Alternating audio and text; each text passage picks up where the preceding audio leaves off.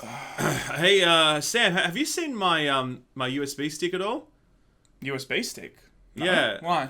No, just wondering if you'd seen it around anywhere. It's just I just need it. Why? What's on it, man? Nothing. No porn. No porn at all. Just like business files and stuff, and no porn. Personal stuff, but no porn. You mean the one that had like a password on it? Yeah. Why did you put a password on a USB? What's up, man? Nothing, man. There's definitely no porn on it. It's just a USB stick that I need. You found it. Oh, you mean this one? FBI, open up! Okay, so remember literally the other day, when we said this. Either way, Randy Pitchford is now the happiest man in the world because for no longer is his game the biggest alien meme. It has been surpassed. Randy, he couldn't have. We went to his house, by the way. You can't tell that story. Oh, sorry. We'll tell that story later. Next time. Laymen. It was actually pretty cool. Bye. Now, we weren't bullshitting. We've actually been to Randy Pitchford's house. Yes. To one of the parties that are described in this lawsuit. And we're going to tell you that story today, okay? But first, I think we need to cover the background of what the fuck is going on. What actually easily is the craziest story of 2019, except for Activision. Well, yeah, we're already 15 days in or whatever, and it's like, holy shit, there's more stories now in the last, 6 months.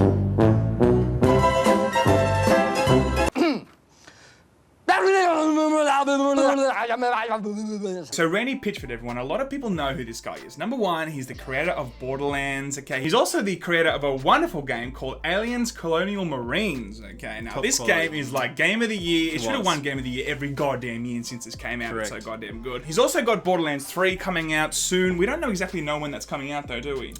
No, hopefully this year, but now it's like, whoa, probably not this year. Probably not ever. But ultimately, he's just a big player in the industry. Now, he's quite controversial. He's done some pretty controversial, cringy stuff in the past. Mm-hmm. Nobody likes a bigot when he's crying. One more time. This isn't working.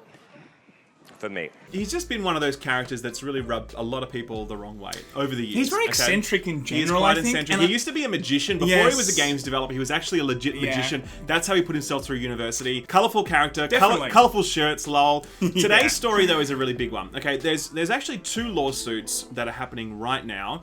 And the main source we've got for this is an Ars Technica article, which has done a really good job of summing up everything, okay? There are 2 lawsuits right now. The first one is a guy named Calendar, and he's suing Randy and Gearbox for $1 million in damages for a variety of things. And in that suit, he alleges some pretty serious stuff, okay? The first thing he alleges is that, Randy's actually taken a $12 million bonus payment from 2K Games, the publisher of Gearbox Games, without actually telling anybody about that. He paid it ultimately into a separate company he owns called Randy Pitchford and Magicians or something. Something like that. And no one at Gearbox knew about this. Yeah, so again, this is all allegations. Please don't sue us. True, we don't know yet. But that is the allegation. So sue me. No, don't sue me. That's the opposite of the point that I am trying to make. This is not actually illegal, but it's definitely unethical if you're the CEO of a company getting big money from somewhere else and not declaring it. So if that is true, allegations, are they publicly listed? They're not publicly listed. 2K is. But I see. Okay, because you do have to disclose incomes and bonuses if you are. But anyway. So that's part one. Part two is that this guy alleges that Randy has been using his Gearbox funds for private parties at his home. Private, interesting parties. Peakcock parties, they're called. We'll come back to that later. And then part three is a really, really salacious allegation that basically Randy had a USB stick that he left at a medieval times thing, which is like, you know that thing from the Cable Guy, where they go and they go to and they drink mead and stuff and people are jousting. Funny story, quick story. We were going to go because we went to Dallas and then we were so tired that we didn't go that night. I wanted to go to medieval times. We could have found that USB stick if we went there. It might still be under the rafters. So they at this medieval times, there was a USB stick left there that has very sensitive corporate data on it.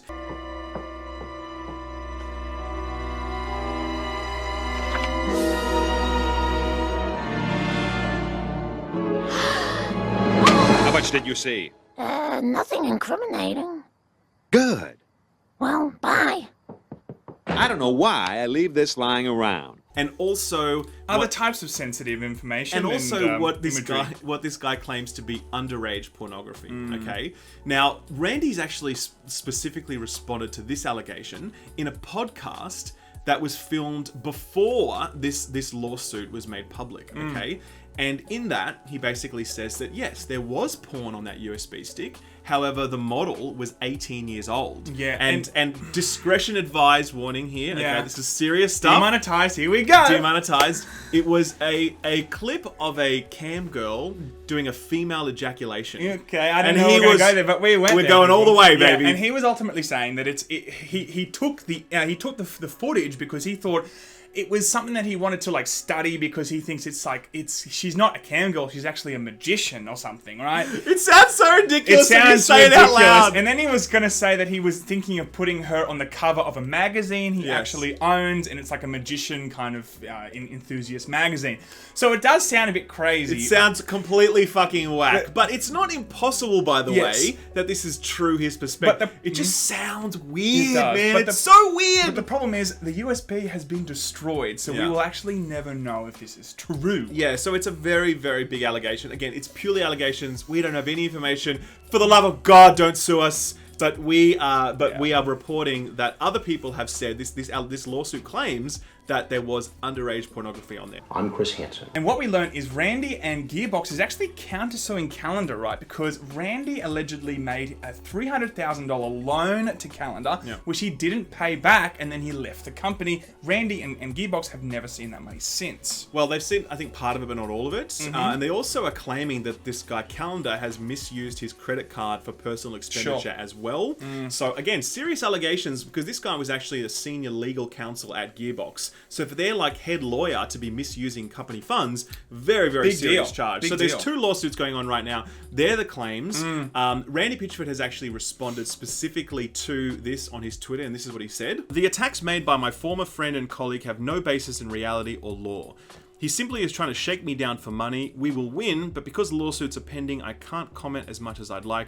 I'm shocked by his lies. Thank you for your love and support. So, I mean, that's pretty clear. However, there was another guy who was actually a former VP of Gearbox, and he just tweeted out, yes, it's true. Very ambiguous, that statement. Especially in this kind of heated situation. Correct. You really need to you need some clarity, people. Yeah, okay? There was a bit of a jerk tweet to put out, because are we talking about the kiddie porn? Are we talking about the money with the credit cards? Are we talking about what? We don't know what he's talking about. All you know is that he said, yes, it's true. So it's like, cool, bro, you got to sell some headlines, but maybe it'd be nice if you could actually, do this. There's also another thing that he could be commenting on. There's another allegation, right? That at these parties that Randy and his wife would throw, there would be adults at a party, and then there would be some sort of flashing of genitals to minors at Randy's and we're not talking about amusement. We're talking about SEX in front of the CHILDREN. Sex Cauldron? I thought they closed that place down. We're not talking about coal miners here, people. We're talking about underage people. Exactly, we're not talking about minors. So this is where we should talk about the fact that we've actually been to a Peakcock party. Okay, so we've been to here. So let's start what actually happened that night. We were in Dallas at QuakeCon. This is true, by the way. This is not a Layman joke. This is no Layman joke. 1000% true. We're not fucking with you. So we were in Dallas, Texas, QuakeCon, having a great time. Someone came up to us and was like, hey, Randy Pitchford is holding a party. Do you guys want to come? We're like, all right, cool, whatever. It's called a Peacock party. We're like, what the fuck is a Peacock party? That sounds creepy. We're like, that was our first thought. We're like, that's a creepy name for a party. Totally. You know? We go in this car, we go to this gated community. In Australia, we don't really have gated communities, so that was already fucking weird. Had to put some code into it to go in. The house looks like a goddamn castle, for God's sakes, right? It looks like medieval times. It does look like medieval times, right? Walk in, it's an incredible house. In the middle of the party, he says, "Okay, guys, come upstairs. I want to show you a room. It's called the Peakcock Theatre." And we're like. Rubs the lotion on its skin. We all walk in, we all sit down, and look, a lot of media there. It's not just us, by the way. We should say it's not just us and Randy. It's not just us and Randy. We wake up in the morning like, oh man, shit, right. I can't walk properly. Anyway, so we're sitting there, all these, like, a lot of people there, a lot of media people there. Yeah. He walks on stage, right? This is a theatre we walked in. You haven't even said that. This is a theatre, sorry. This is a theatre. It's called the Peakcock Theatre. That's right. He gets up there, then he starts doing, no jokes, magic tricks. And I'm not talking like, hey, let's do some amateur magic tricks. Incredible magic tricks. Yeah, totally. The whole audience is fucking blown away. He gets people up on stage. Everyone gets involved. Then he gets like professionals from the industry that live in Dallas to perform for us the whole night. It was incredible. It was like actually the best magic show I've ever seen in my life. It was incredible. And it was in this guy's like private theater that he'd built. And so this is why these parties are called Peacock parties. Totally. It's because it's a theater called the Peacock, right? Sure. So it sounds really creepy when you're like, come to our Peacock party. Yeah, and we're like, oh god. I'm okay. like, should I wear like a bright shirt? Or Sounds like I've got plenty of those. I got plenty of those. But I think that, it's clear, I think it's important to make the distinction that yes, we went to a party, but we are not in any way, shape or form saying that we've gone to Randy's house or we know all the parties that he puts on. Right. We were just at one experience with a lot of media and we all had the same experience. And they were very hospitable, and they were very nice to us. He was very nice. His wife was lovely. It was a really nice night, to be honest with you. So that was the true story of when we visited the Peacock party. Nothing creepy happened. And no junk out. Nothing like that. Okay. Could you have a seat on the stool there, please? We both got in the car after driving back and were like, are we really in Dallas? And did we just go to Randy Pitchford's house? And did we really just see him do magic tricks for us all night? Yeah. It was an incredible experience. But that is the true story of how we ended up at a Peacock party and what it was like for us. That's just the one specific experience. As I said, we have no idea what goes on in terms of these other allegations that are being made. That's just the layman story for the one Peacock party that we attended. Totally. I look forward to us getting called up to the stand. So that's right, yeah. Peacock party, Peacock party, right? Yes. Are you familiar with Stanley Kubrick's Eyes Wide Shut? If you say a single word to anyone about what you have seen. So I think the big question is like, what does this mean for Randy? What does this mean for Gearbox? Like, what does this mean for Borderlands 3? I think, there's a lot of, it's a very cloudy situation right now. It's hard to know what's true, what's not true. And I think this will definitely have an effect on, the productivity Randy will have for Borderlands 3. We don't know how central he is to the development process of Borderlands. Totally. If he is like the linchpin at which everything must move through, then it's going to slow down development because he's obviously going to be distracted. However, maybe he just dispatches this lawsuit really quickly, everyone moves on, and then the game is unaffected, it's totally fine. There's lots of different scenarios, but my hope is that Borderlands 3 continues development and that it comes out this year and that it's a fucking cool game. That's my only hope. But right now, we have no idea how this is going to affect things, so we're literally just guessing. Yeah, totally. But guys, thank you so much for tuning in. Next episode, we're going to find out what was on Ralph's USB. Okay, who's ready for it? Captain, we are being hailed. On screen.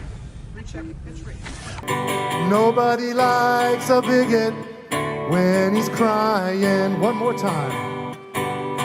Nobody likes a bigot unless he's crying. Boo-hoo like a big fucking baby. Boo-hoo when he's crying.